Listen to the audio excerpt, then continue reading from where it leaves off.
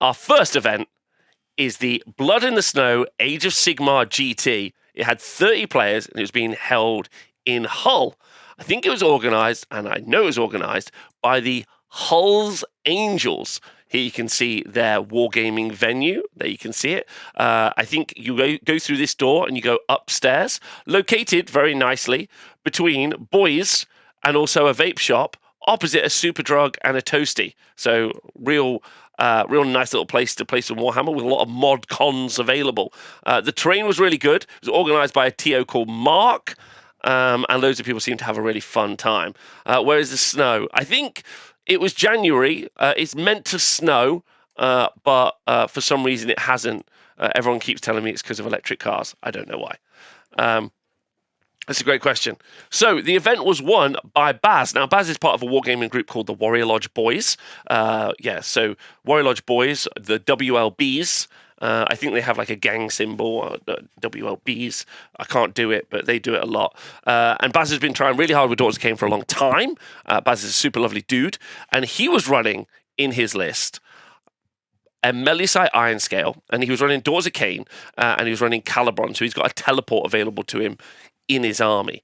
He then had Melusite Iron Scale as the general, who was a Zealous Orator, which meant that you were going to be able to rally units on a 4+. He had the Arcane Tome, which made that character that's not normally a wizard.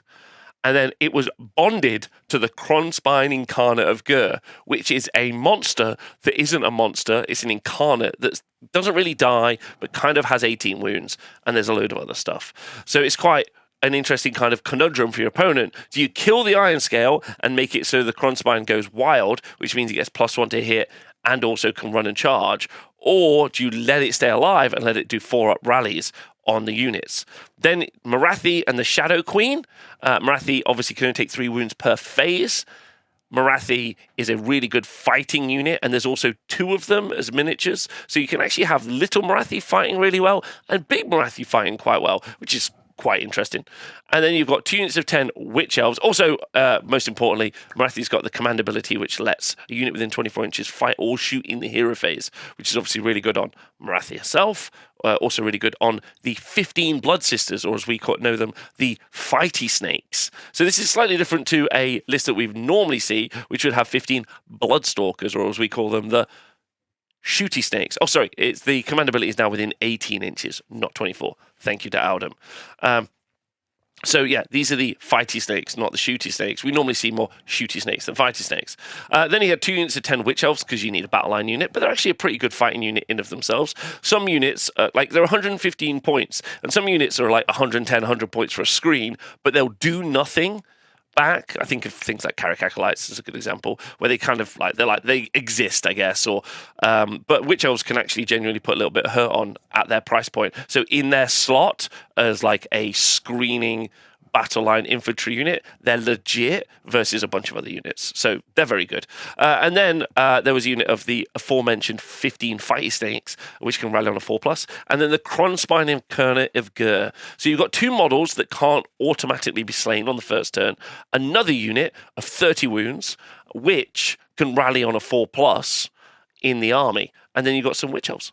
So a very competently survivable unit, army. Sorry, the army can just survive, take damage, be safe, and then engage with you. And it's really good for fighting on objectives. It's just really, really solid. So it's very aggro, it's very menacing. There's a lot of forward momentum in the list. Just really solid, really, really, really good. And he also had the endless spell, the Horrorghast, so making it so your opponent won't be able to use Inspiring Presence, which is also good as well. When you're battling against something that doesn't die, but your army will run away, Horrorghast is a pretty nice pick. So really solid, loads of output. Baz has been playing loads recently. Really happy for him. Great little result. Okay, in the 4-1 bracket, so 4 wins and 1 loss. We've got a couple of people. We've got Peter Twig running Sylvaneth, Daniel Bean running Iron Jaws, James McKenzie running Slaanesh, and Pete Brizio running Ogre Moor Tribes. So let's look at these lists in a little bit more detail. The Sylvaneth list had a Warsong Revenant and a Celestant Prime. This was also in the Harvest Boon subfaction. 2 units of 5 Tree Revenants, a unit of 9 Revenant Seekers, or the Butterfly Bugs, and 6 Spite Rider Lancers. So they're in a subfaction where you get the pre-game move of 12 inches. Which is quite interesting, and they also move an additional 12, so it's a 24-inch threat range on this unit. You're doing AoE mortal wounds from the Warsong Revenant and the Celestant Prime for doing a load of damage into the enemy army, so your army wants to split apart, and then these incredibly fast Bug Riders are going to charge in, fight, and then they're going to fade away, so strike and fade. It's quite interesting, went 4-1. I quite like this. I saw 2 units of 6 do really well when we were at the Alliance Open event last year. And I'm a huge fan, personally, of these. One of the things that I've seen a lot of Sylvaneth lists try to do, although we're going to look at lists in a minute, it's going to laugh at me on this front, is what it's tried to do is it's tried to use its teleports to project power and threaten the opponent. This just says, I'm going to move 24 inches. I don't need to cast a spell. I don't need to teleport through a tree. I don't need to do a 6-inch rollable charge. I'm going to move 24 inches and I'm going to charge. And that really creates a different dynamic on how you play against it and also what it threatens its opponent with. I much prefer Sylvaneth lists like this. I think it's more dynamic and more interesting, and I think probably also better. So if I was going to run Sylvaneth in the future, it'd play like this. However, I'm not a Sylvaneth expert by any means, and I'm actually going to be speaking to someone who went 5-0. I'll talk about that later. Okay, so next up, and that was by Peter Twig, by the way. Peter Twig with the Sylvaneth. Daniel Bean was running an Iron Jaws Bloodtooth list. He had a Mega Boss and Maw Crusher. The ability to dish out 3 commands in any of the phases is really useful. Obviously, Mighty Destroyers, which is the ability Iron Jaws have to move in the hero phase or charge in the hero phase, means he can triple move some units. He's also got the faster mount trait, which gives the Mega Boss and Maw Crusher a 36-inch move in 1 turn before it even charges. 3 War Chanters to buff up all the units to give them +1 damage on all of their melee profiles. One of them has got the Arcane Tome and has got the great big green-handed Gork. Then 2 units of 6 Gore Grunters. They move 9 inches. So after they've been given a Mighty Destroyers, they're going to move 18 inches, and then they're going to charge. A unit of 5 Arboys, and then a Kronspine Incarnate of Gur again to do the damage. Because sometimes you've got to ask yourself, what's in my list that's better for 480 points, and sometimes it's not. So there's nothing better in the list. So just a load of melee damage. Very powerful. One of these lists love to work on a double turn, or not even use a double turn. You could use a Kronspine, charge it up in the first turn, get into your opponent's army, clear out all the screens, and then your Iron Jaws army can just yeet itself in and beat everything up, which is quite effective as a process.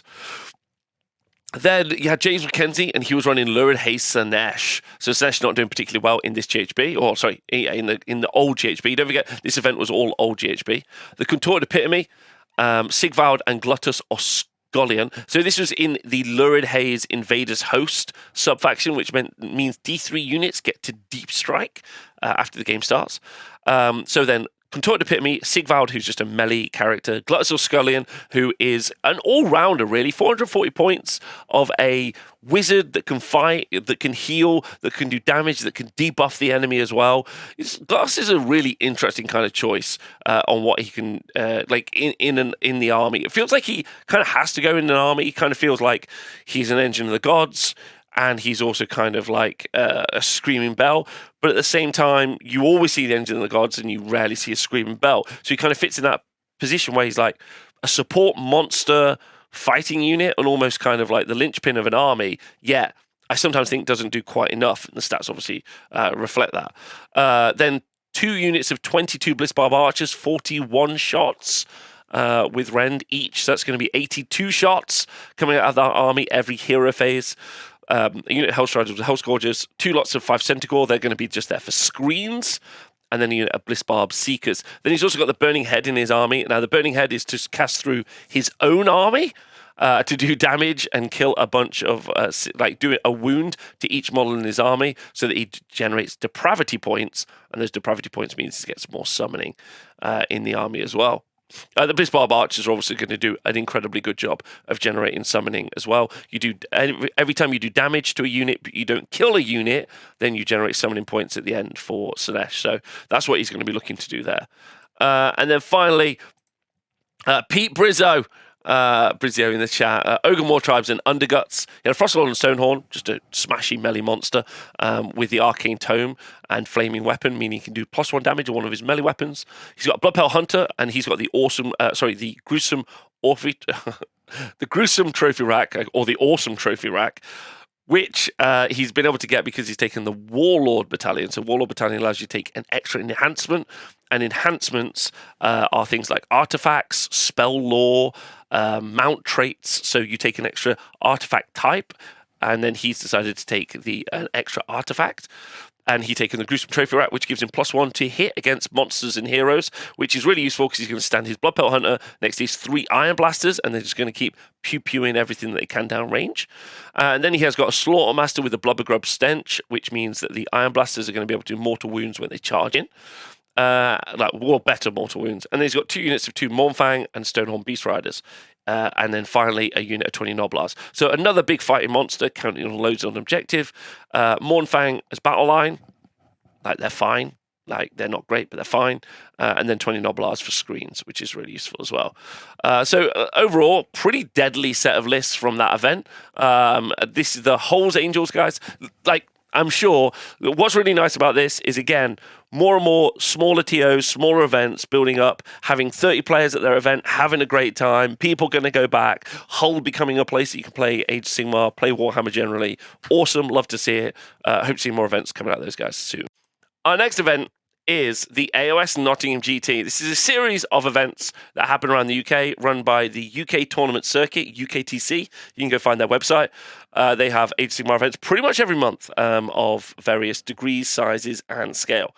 This one was run by Russ, and there were 40 players. So it's our largest event from this weekend. And again, like all the events from today, is going to be the last GHB. So Galician veterans, not Galician champions. Although Galician veterans are in the Galician champion one, but this is Galician veterans only as an event. It was being held here in Nottingham, just across from my house is where it was, at the Nottingham University, this building. And the winner was Mr. Math Mallow from Team Lit. He's actually the captain of Team Lit. The other captain also came in second place. And Matt was running Sylvaneth. Now, Sylvaneth, as you may not know, haven't had many 5-0s. In fact, they've only had a single 5-0 since their book came out. Everyone been able to hit the 4-1 ceiling, and that's it. So Matt with a real big 5-0 here. So this is pretty huge. And he said that he specifically brought it in to try to deal with the Techless and Lumineth Menace, which was very common at the GT. In fact, 5 of the top 10 lists at the Nottingham GT were Techless and some Sentinels. So he was able to beat one of those, beating one of the better players in the world, Mr. Matthew Goodsborough, in the final. So he's playing Sylvaneth, Heartwood, and he had a Lariel, an Arch Revenant, who was the general. He had 6 Kurnoth Hunters with great bows, 2 lots of 5 Tree Revenants, a unit of Gossamer Archers, and 3 Aetherwings and the Spite Swarm Hive. Now, and this is all in a battle regiment, so it's a 1-drop. Matt told us how this worked. Because he stayed at my house last night. Is how I know. But I'm also going to be doing an interview with Matt. Matt's agreed to come on and do an interview about how this list works and how he thinks some of the other lists will work in the future. So Alariel Alariel's in the list, and obviously Alariel's got the ability to make anything once per game a Wildwood, so the ability to teleport through at any point, which is kind of like a persistent threat through the whole game. Constantly at any point you think, right, he could make it so that he can teleport basically anywhere. So you have to be really conscious of that when you play, so you're always just not being able to move, or you've got a screen and all sorts of other stuff. And then he had the Arch Revenant for the additional attacks, and specifically the +1 to wound on the Kurnoth Hunters with great bows, 2 lots of 5 Tree Revenants to pop around the board, grabbing objectives and then running away, and then 5 Gossamer Archers to stop anything that might try and want to charge in and also be able to shoot, because on the 2+ they run away, and then 3 Aetherwings. So, and the Spite Swarm Hive. He described it as a shooting castle. He said it just basically did what Lumineth did, better than what Lumineth did. And this is off the back of Matt having won a one-day event here recently with that same Lumineth castle. So he says that this is just the anti-Lumineth castle that does what Lumineth does, but better, which is quite interesting. I really enjoyed that. Right, so looking at the 4-1s, we've got a bunch of people who we know and I speak about a lot. So we've got Adam Mumford from Team Lit, the captain of Team Lit. You've got Matt Goldsborough of the Bad Moon Loons and Team Wales. Charlie Hollum, so Mr. Colonel Cabbage from the Honest Wargamer crew, but also from not Southland Legion, the other guys from London. Glenn from Sigmar's Pilgrims, and Josh Jenkins from just being my friend. Just Josh Jenkins. Just Josh Jenkins, man. I just love Josh Jenkins. Right, okay, so what was in the list? Great question. Really diverse 4-1 bracket here. Absolutely really diverse. So start off with Adam Mumford from Team Lit. He's running a Venari Lord Region in a Lumineth Realm Lords Helon list. The Lord Region obviously able to make it so up to D3 units can obviously get the power of Heesh for the mortal wounds on their weapons. Tech list with all of the things tech list can do, and the Sinari Cathalar. Now, if you are interested in listening to someone talk about this in detail, there is a video coming out in the next week or so where Mr. Matt Goldsborough talks us through the kind of like techless Sentinel build, and it's currently on my Patreon, like the unedited version, if you ever want to go check it out. It's available to listen to right now. And then he's got a Sinari Cathalar in his list. There are 30 Orlan Sentinels. There are 10 Sentinels, and obviously because they're next to each other, they're going to give themselves plus 6 inches to the shooting. They do mortal wounds on 5s at 30 inches, 36 inches, whatever it is. And then 5 wind charges. And then the Umbral Spell Portal on the Rune of Petrification. Rune of Petrification goes off in the beginning and the end of each movement phase, 4 plus D3 mortal wounds, which is pretty powerful. Combine that with the Umbral Spell Portal and tech list and the Searing White Light, and you're able to do AoE mortal wound damage and the Sentinels to pop it off. They're all in Helon, so if you get within 6 inches, they all get an additional shot, which is pretty crazy. Okay, so well done to him. So that was Mr. Adam Mumford from Team Lit. Mr. Matt Goldsborough was running Lumineth Realm Lords Helon. He was running Archmage Techless, a Sinari Cathalar, and a Venari Lord Regent. He then ran 10 Wardens, 10 more Wardens, and 40 Sentinels with the Umbral Spell Portal and the Rune of Petrification. Now, you might think, Rob, you've read the same list again, but actually that's not true. I haven't. It's just a similar list. Very similar. Mr. Colonel Cabbage, who went 4-1, had a Beast of Chaos Gavspawn list. He had 1, 2, 3, 4, 5 Doom Balls in his list. 1 with the mutating Gnarlblade and 1 with the Arcane Tome. He then had Grashrax Felhooth. He then had 1 unit of 10 Ungor and 3 units of 3 Bulgor, a Chimera, a Cygor, a Gorgon, and a Jabberslithe. And that Jabberslithe, I heard, killed an entire Bastillodon in 1 round of combat. 2 lots of 10 Ungor, a Chaos Spawn, and Grashrax Despoilers. So I spoke to Charlie about this because he also stayed at my house. And Charlie just said he just was going around beating people up with Doom Balls, having a great time. And then it was a weird off-meta list. He really enjoyed it and did super well. The book is about to change, so we're not going to go into any particular detail on it, but I'm glad to see the Doom Balls having a good last run out. Glenn Friend from Sigmar's Pilgrims was running a Lumineth Realm Lords Geometrica list, so quite different. He had Archmage Tech list, an Avalanor, and the Alarith Stone Mage. Don't forget, Avalanor can make up to 3 units, -1 to hit. Alarith Stone Mage gives a unit of Stone Guard +1 to their wounds characteristic because of the command trait Enduring Stoicism. Is that what it is? I can't remember what it is. But anyway, the Stone Mage buffs the Stone Guard. He's got 10 Stone Guard, 2 lots of 5 Stone Guard, and then the Rune of Petrification. Right? Absolute, my boy Glenn. Shout out to Glenn. I don't know if Glenn's done super well before, but Glenn Friend doing really well there. So shout out to him. Excellent work there. And then the final 4-1 was Josh Jenkins of Josh Jenkins fame, and he was running a Lumineth Realm Lords Helon list. He was running Techless, a Cathalar, and the Sinari Lawseeker, different to a Lord Regent. Then he had 20 Sentinels, 20 Wardens, 5 Blade Lords, and 5 Wind Chargers, with the Umbral Spell Portal and the Rune of Petrification. Now, if you're keeping track, that's, I think, 5 of our... in fact, let me just double check. 5 of our 4-1 bracket of 6 are Lumineth Realm Lords. Now, if you go back and watch the General's Handbook video, 5 of the top 7, thank you, King Rico. If you go back and watch the General's Handbook video review that I did, or no, the Battle Scroll video that I did, you'll see that I said that this is the best army in the game at the moment, and it will be the best army in the new GHB. Will it be able to beat the Slaves to Darkness coming up? It's a great question. Not really sure. You've got some pretty strong stuff in that Slaves to Darkness book, but it's definitely the strongest army, in my opinion, in the game right now. Will the stats bear that out? We'll have to wait until we get the stats results, but I would say that they're looking really good.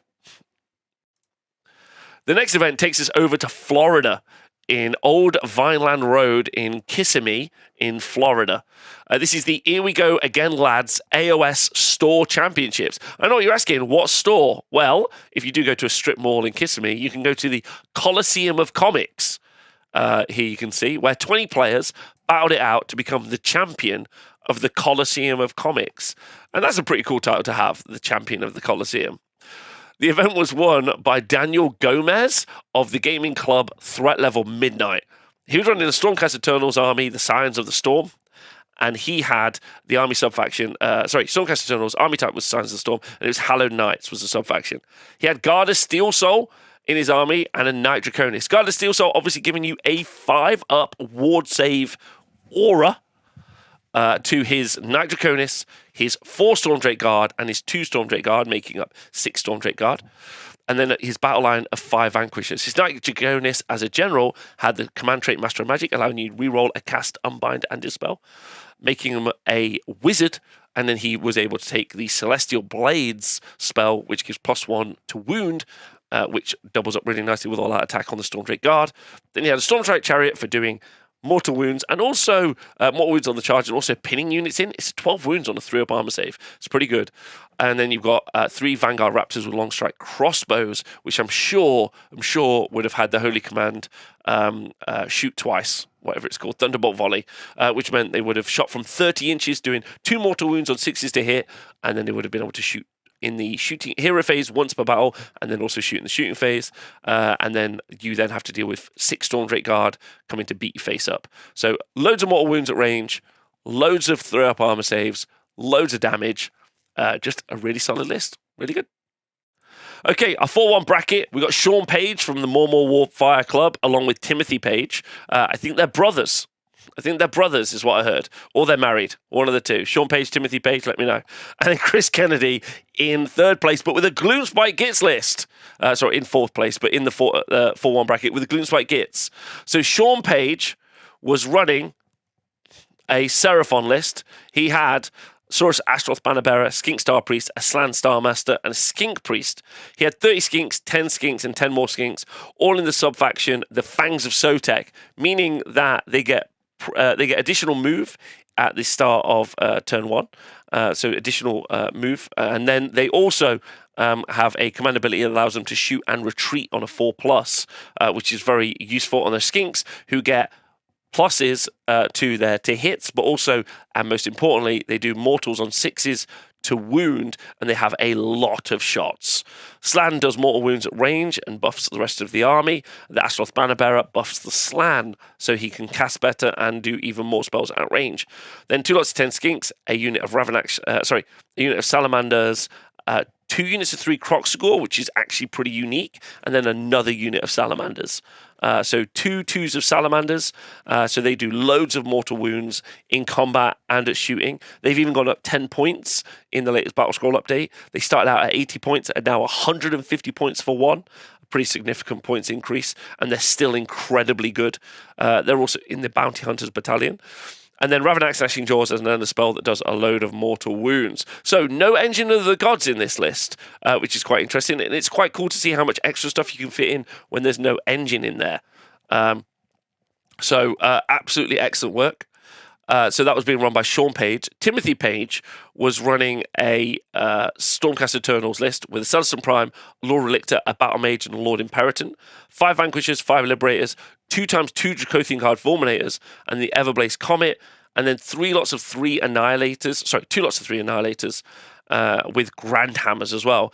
So a bunch of different battalions, Expert Conquerors, Bounty Hunters, and the Vanguard Battalion. Expert Conquerors were the the Vanquishers, unit of Vanquishers, unit of Liberators. The Bounty Hunters were the Fulminators and 1 unit of Annihilators as well. So loads of extra damage. So Fulminators, as we know, are just great hammer units that do loads of damage. Annihilators drop from the sky, do mortal wounds, and then do loads of damage. The Everblaze Comet does mortal wounds in AoE. And then the Lord Imperator helps the Annihilators drop down and get those charges from 7 inches. Lord Relictor can teleport units around the board. The Battle Mage is casting a spell giving +3 to charge to those Fulminators, so they can teleport within 9 and then charge on a 6-up rerollable. Celestial Prime dropping down, doing mortal wounds in AoE, and then also charging. So the stuff drops and teleports all around the board, gets pluses to charge, does loads of AoE mortal wounds, has great armor save, and then just hits you like a truck in combat. So just a load of combos there that's a real headache to play against. And then finally, the legend, Chris Kennedy, with a Gits list, and it's an MSU, multiple small units list. Gloomspite Gits. He had a Fungoid Cave Shaman with the Hand of Gork and Call to Moon on each of those, a Madcap Shaman with the Moonface Mommet, which reduces your armor save, and the spell Itchy Nuisance, which makes you fight last. Then the Dankhold Trogboss, who was the general with the Arcane Tome and Flaming Weapons. Then 1 unit of minimum 3 Fellwater Troggoths, 3 units of 20 shooters, 2 units of 20 shooters, and a unit of stabbers. Then you've got 3 units of 3 Rotgut Troggoths, 3 units of 5 Boingrot Bounders, the Marshcrawler Sloggoth, giving everyone +1 to hit in at AoE, and then a Scuttletide. So it sounds like it's going to be really important for him to get off that Itchy Nuisance to make it so that the enemy fights last, so that he can engage on multiple fronts. But he's got loads of opportunity to hit stuff, run away, hold objectives, trade with little units, all sorts of stuff. And just really interesting as a list. Loads of MSU, nothing big. What we've mainly been seeing people do with Gits is taking loads of Squig Herd, which is like 2 wounds each, and then having them rally on a 4+, and then if they all do die, having half of them come back through the Lone Shrine. But instead, this looks like he's just taking loads of stuff and is running around. Also missing quite a few of the buff pieces that you normally would see, because normally what you'd see is like a unit of Sneaky Snufflers, which would buff a unit, but because he hasn't taken any large units, he's not trying to buff any large units. Genuinely very, very cool. Really cool list, love to see it. So, I'm happy to report our first Age of Sigmar event results ever from China, which is cool. We love that. I know that we have gaming clubs in Cuba. I know we've got gaming clubs in South Africa. Like, I know that we've got the Philippines recently had a tournament, which was super cool. Cuba had their first event last year. So it's really nice seeing all these different events happen in all these different places all around the world. So this one was it was called Shanghai Slaughter, and it featured 20 players at Shanghai Slaughter, and it was being held in, I'm going to try and say this right, the Pudong Gao Zhao Zhen Comprehensive Treatment Work Center in Shanghai. So I've obviously not got that right, but I tried really hard, which is important. The event was won, and the first 5-0 coming out of China was by Huang Ho A of Team Lettuce Dog, which is a fun name, Team Lettuce Dog. And he was running Seraphon Thunder Lizard. So even though you go to China, it's still just Seraphon Thunder Lizard. He had an Engine of the Gods with the Command Trait Prime War Beast and the Mount Trait Beastmaster.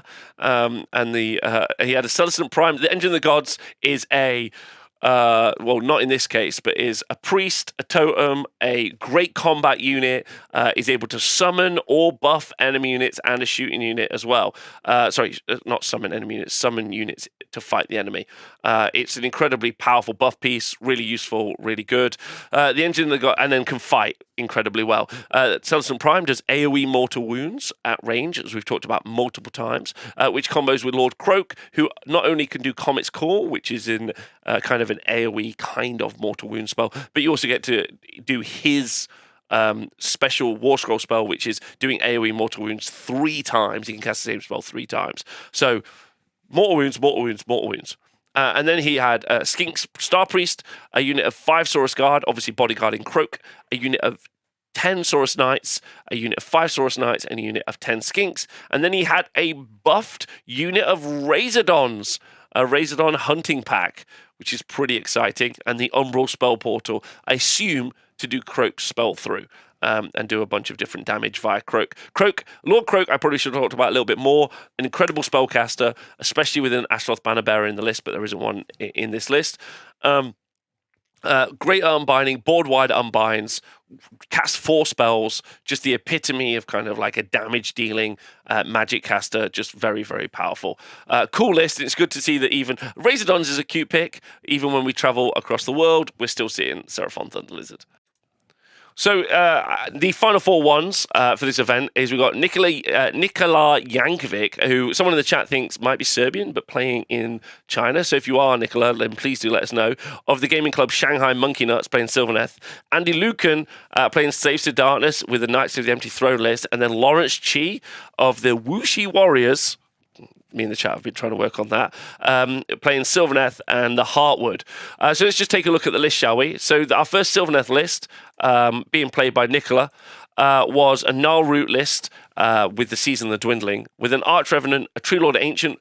So the True Lord Ancient pops down a Wildwood, which is super useful for the army that wants to teleport between different parts of the board as its main way of doing movement, and it's for utility for casting spells through for the Warsong Revenant, who's able to do the spell singing of casting spells through the Wildwood. And also being able to do things like reduce rend around it. Then you got a unit of Dryads, 2 units of 5 Tree Revenants, a unit of 6 Kurnoth Hunters with Great Swords, and a unit of 3 with Great Bows. The Vengeful Skull Root, which is really fun, the Glade Wyrm, and the Spite Swarm Hive. What I like about the Vengeful Skull Root is it does AoE mortal wounds as well, which combos really nicely with the Warsong Revenant. True Lord Ancient is really just like a hot pick at the minute, and it's reduced down in points. And then you've got just min battle line. So all the heavy lifting is really going to be done by the Kurnoth Hunters with Great Swords and Great Bows, and all of the spell casting. So that's where the damage is coming from. The Slaves to Darkness list, and it looks like it's the new Slaves to Darkness army, being run by Andy Lucan, was running a Knights of the Empty Throne list. So don't forget, this means that you've got Varangard could be battle line. Varangard can also rally on a 5+, but it needs to be the general who issues the rally, which is really important as well. And they also get run and charge. He's got a Chaos Sorcerer Lord with the Mark of Nurgle and the Arcane Tome and the spell Demonic Speed, which means you can pick a unit and they are able to charge from outside 18 inches and charge on a 3d6. Then the General is a Varangard unit, obviously, with the Mark of Khorne and the Fell Spear, so you can get +1 attack on the charge. Then Battle Line is a unit of Varangard with the Mark of Khorne, another unit of Varangard with the Mark of Khorne, same thing. Don't forget, Varangard also get to pile in attack twice. They are 6 wounds on a 3-up armor save, which is really good, with a Spell Ignore as well, which is just decent. Or it's a ward save against small wounds, one of the two. Unit of Splinter Fang, for doing loads of damage in combat. A unit of the Unmade for making it so you can't rally or Inspiring Presence in range. 2 units of Corvus Cabal, which are going to be really excellent if they're playing old GHB, for being able to do bars for enemy lines. And then the Kronspine Incarnate of Gur. Thank you. It's a 5 wounds per unit. 5 wounds in the Varangard unit, so they're 15 wounds, and they have a 4+ ward save against mortal wounds, yes.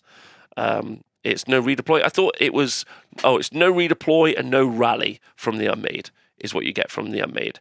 And then obviously the Kronspine and everything the Kronspine we've talked about earlier and what it can do, which is pretty decent.